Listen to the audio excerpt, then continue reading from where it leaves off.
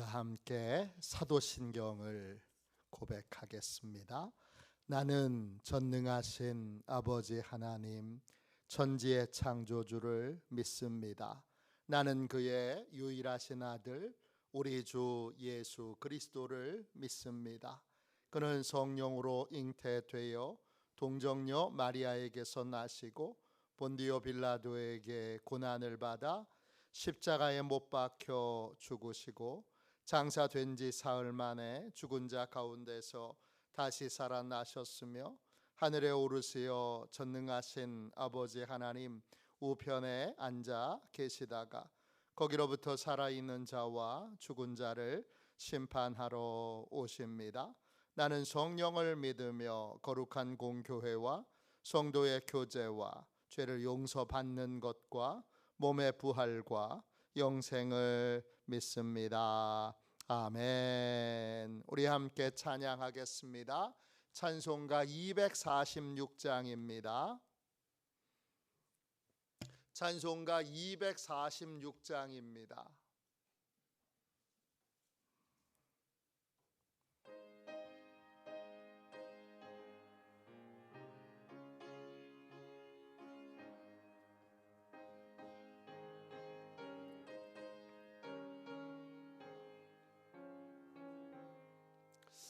나 가나안 땅 귀한 성에 들어가려고 내 무거운 짐 벗어버렸네.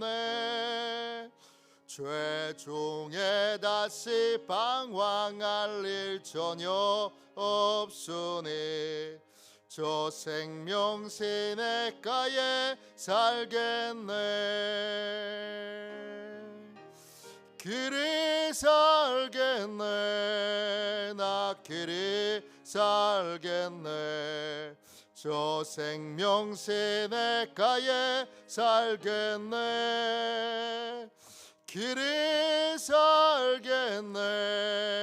나 길이 살겠네. 저 생명 시냇가에 살겠네. 그 불과 구름 기둥으로 인도하시니 나 가는 길이 형통하겠네. 그 요단강을 내가 지금 건넌 후에는 저 생명 시냇가에 살겠네. 길이 살겠네. 나 길이 살겠네. 저 생명 시냇가에 살겠네. 길이 살겠네. 나 길이 살겠네. 저 생명 시냇가에 살겠네. 내 주린 영혼 만나로서 먹여주시니 그 양식 내게 생명 되겠네. 이후로 생명 양식 주와 함께 먹으며 저 생명 시냇가에 살겠네.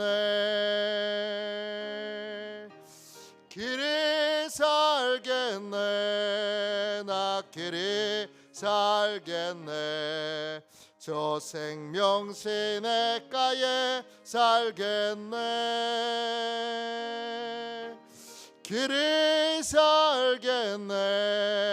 나 길이 살겠네. 저 생명 시냇가에 살겠네. 아침에 드리는 기도를 같이 드리겠습니다. 주일 아침에 드리는 기도를 같이 드리겠습니다. 함께 기도합니다. 주님, 아침에 드리는 저의 기도를 들어주소서. 제가 주님께 제 사정을 아뢰고 주님의 뜻을 기다립니다.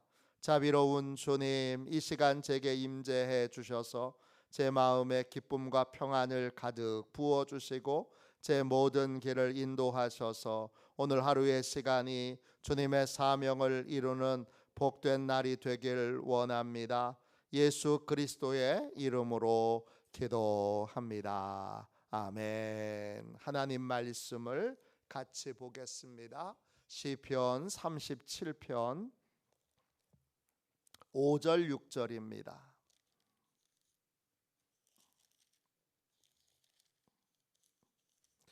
구약성경책 828쪽입니다.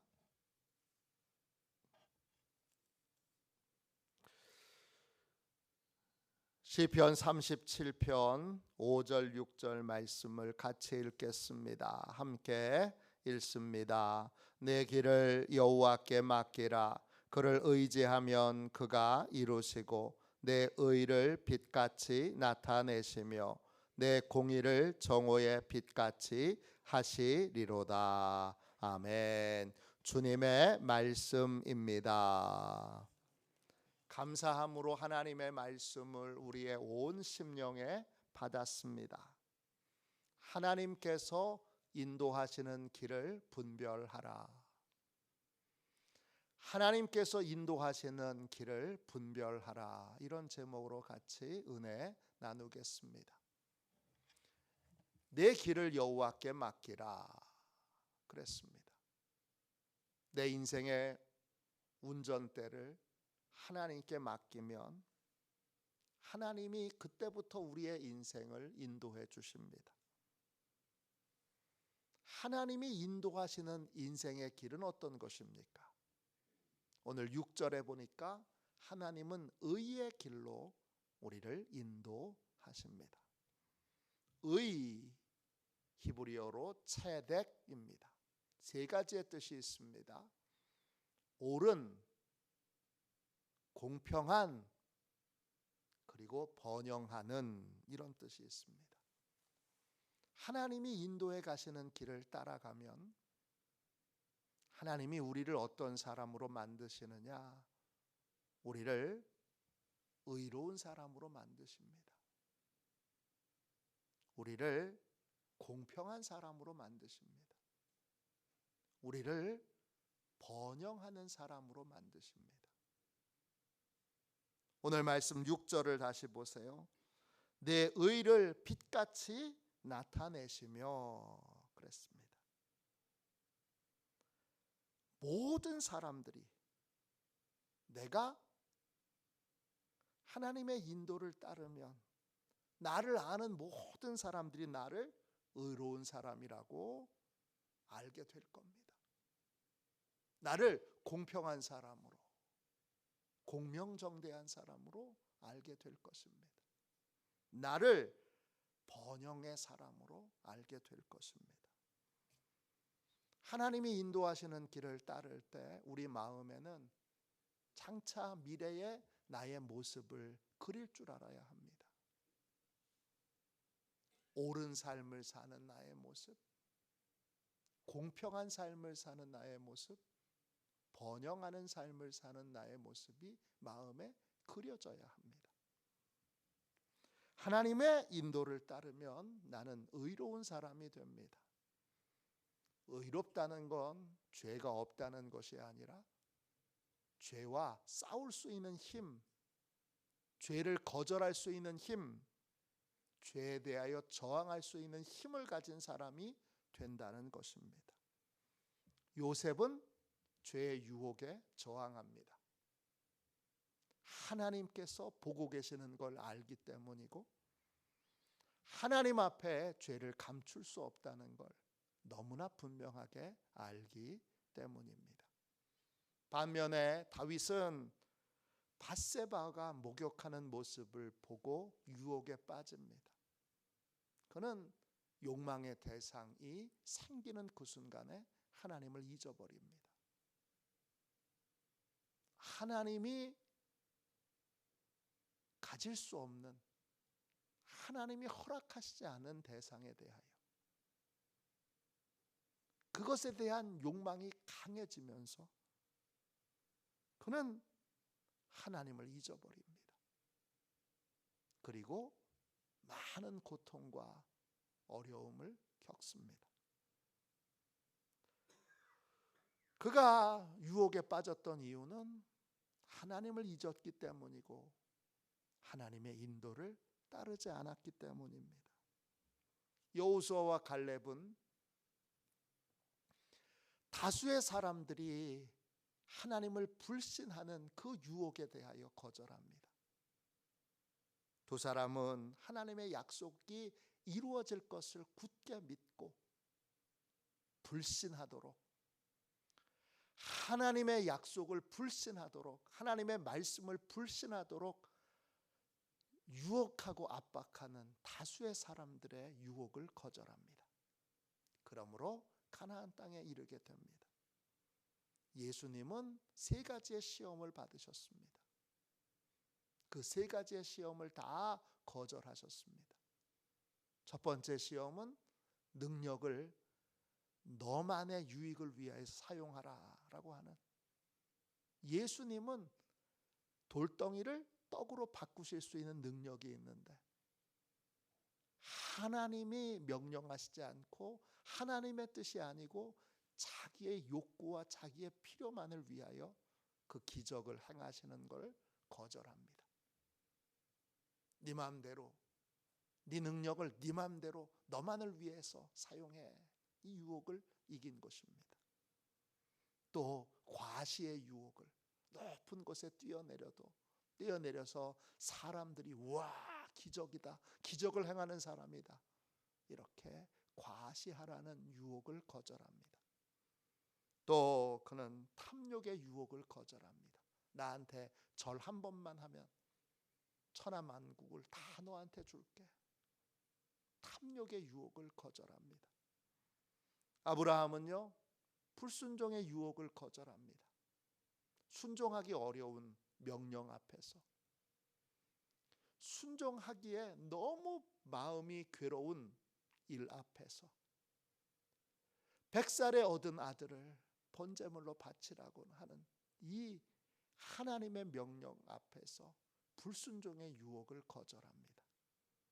하나님은 죄의 유혹을 거절하고 의의 길을 가도록, 옳은 길을 가도록 죄에게 저항할 수 있는 힘을 주시면서 죄를 거절하는 길로 우리를 인도하십니다. 두 번째, 하나님은 공평의 길로 우리를 인도하십니다. 공평의 길이 뭐죠? 나만 혼자 잘 먹고 잘 사는 길, 그 길을 거절하고 모두가 함께 잘 사는 길, 내 이웃과 함께 잘 먹고 잘 사는 길을 걸어가는 것입니다. 고통당하는 이웃에 대하여 외면하지 않는 것, 그것이 하나님의 뜻입니다. 선한 사마리아의 비유에서 우리는 그것을 배웠습니다.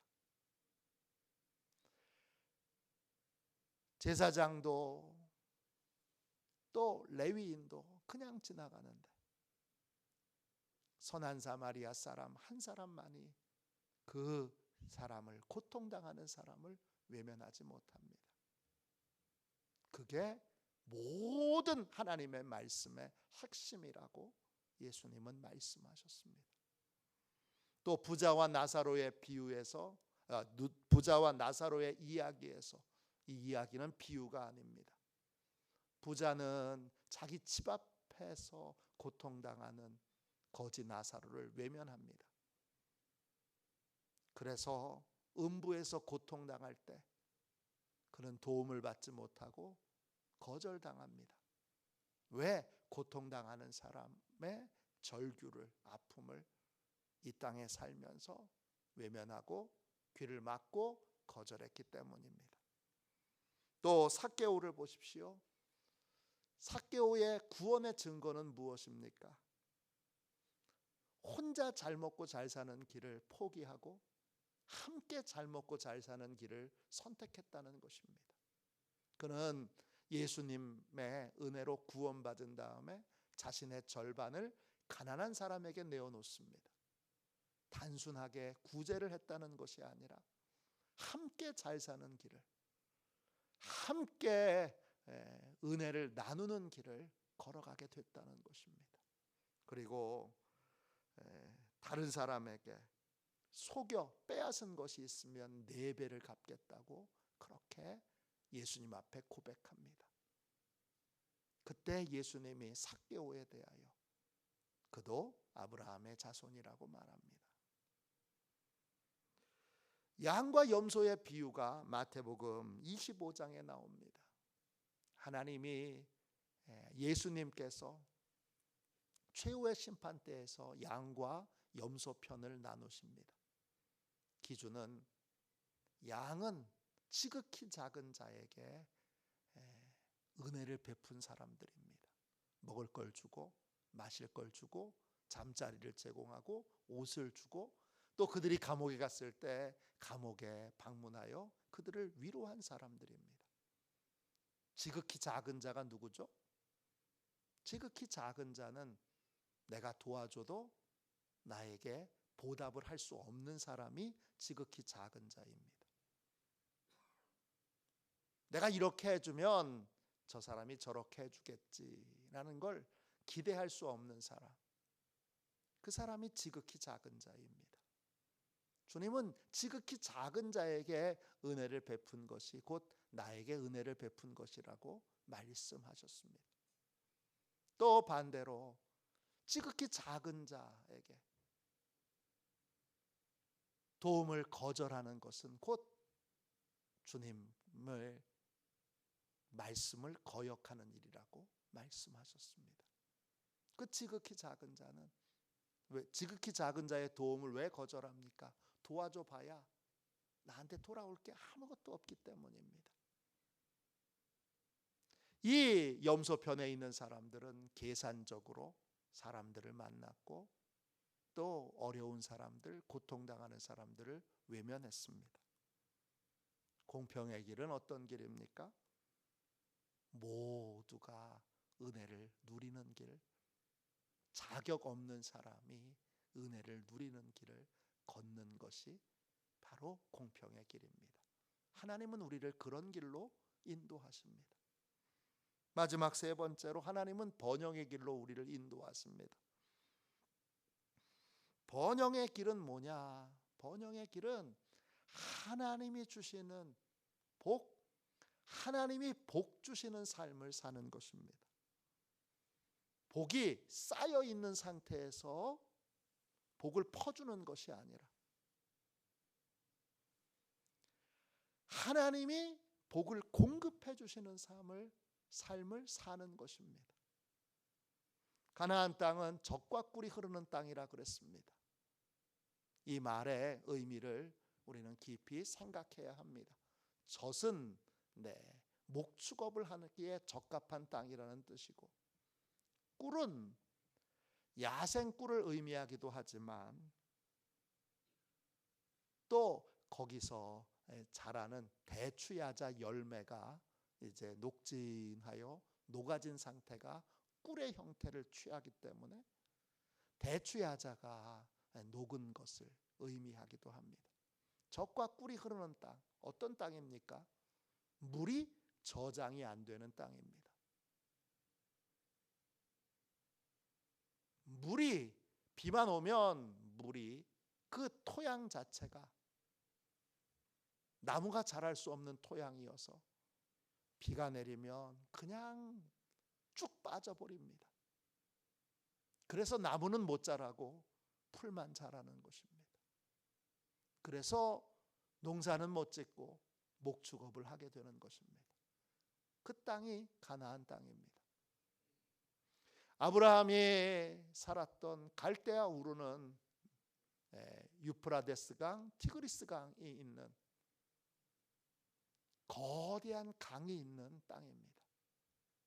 이스라엘 백성들이 출애굽했던 애굽 땅도 나일강이 있습니다.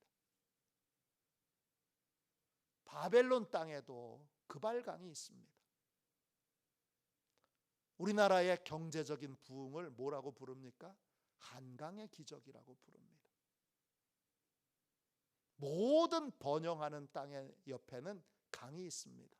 대도시 옆에는 항상 강이 있는데 가나안 땅에는 강이 없습니다. 요단강이 있는데 요단강은 다른 도시에 흐르는 강과는 비교가 안 되는 그저 산물 수준의 시냇물 수준의 강입니다. 이 땅에, 이 가나안 땅에 하나님이 어떻게 농사를 짓게 하시느냐? 하나님이 이른 비와 늦은 비를 내리셔서 하나님이 공급하시는 것에 매달려 이른 비는 가을에 내리게 됩니다. 10월에 내리는 비가 이른 비입니다. 그리고 봄에 내리는 비가 늦은 비, 4월에 내리는 비가 늦은 비입니다. 하나님이 규칙적으로 정확하게 때를 따라 이른 비와 늦은 비를 내리심으로 농사를 짓고 목축업을 할 수 있는 땅이 가나안 땅입니다. 번영의 길은 어떤 길입니까? 하나님이 공급해 주실 것을 믿고 먼저 심는 삶을 사는 것입니다. 하나님은 반드시 심는 길로 우리를 인도하십니다. 11조도 먼저 심게 하십니다.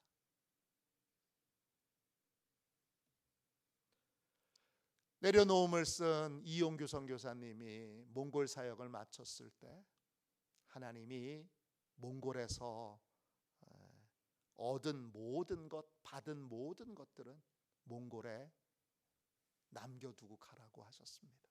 지금은 인도네시아에서 사역하고 계십니다. 몽골에서 내려놓음, 더 내려오놈, 동행하기 등등 수많은 기독교 역사상, 한국 기독교 출판 역사상 가장 많이 팔린 책 중에 하나가 된 여러 저서를 썼습니다. 네, 1년에 인쇄만 몇 억씩 들어왔을 겁니다.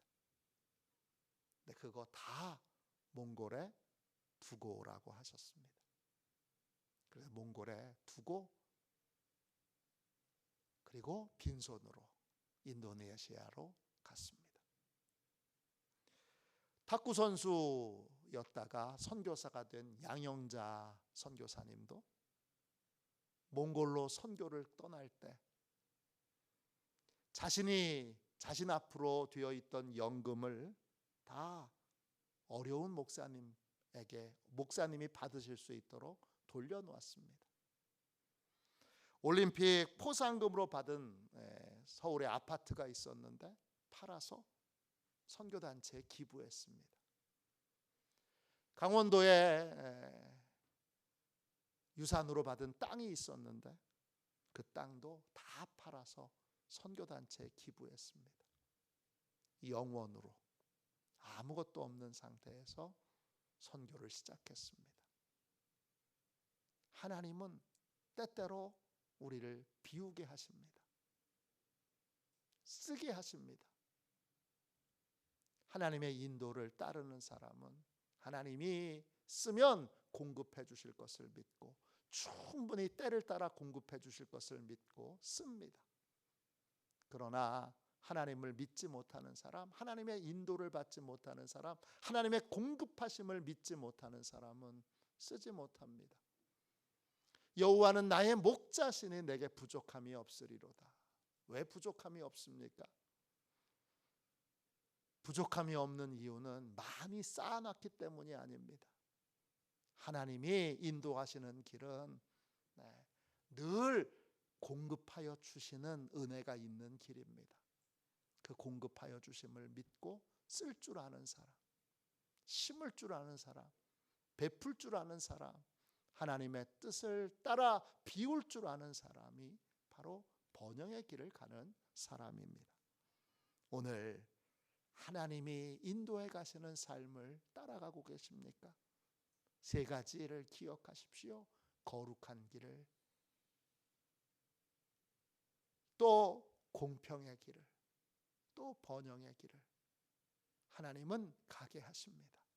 우리를 그 길로 인도하시는 주님의 손을 믿음이 없어 놓치거나 빼앗기지 않고 믿음으로 그 길을 주님의 손을 잡고 함께 걸어가는 그러한 거룩한 삶, 공평한 삶, 번영의 삶을 사는 시온의 가족들이 다 되시기를 주님의 이름으로 축원합니다.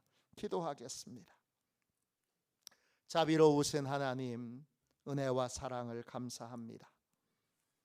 오늘 이 복된 새벽에 하나님께서 인도하시는 길로, 그 길로만 걸어가기를 원합니다. 주님 역사하셔서 두려운 마음, 불신의 마음, 의심의 마음을 버리게 하여 주시고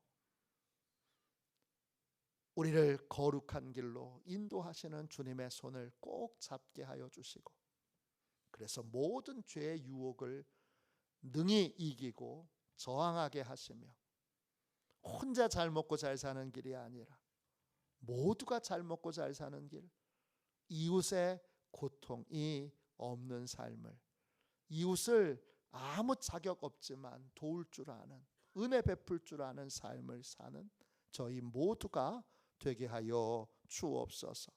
쌓아놓지 않아도 때를 따라 이른 비와 늦은 비로 공급해 주심을 믿고 주님께 심을 줄 아는, 주님께 먼저 베풀 줄 아는 그러한 복되고 귀한 번영의 인생이 다 되게 하여 주옵소서. 거룩하신 예수님의 이름으로 간절히 기도하옵나이다. 아멘. 주기도문 하겠습니다. 하늘에 계신 우리 아버지, 아버지의 이름을 거룩하게 하시며 아버지의 나라가 오게 하시며 아버지의 뜻이 하늘에서와 같이 땅에서도 이루어지게 하소서.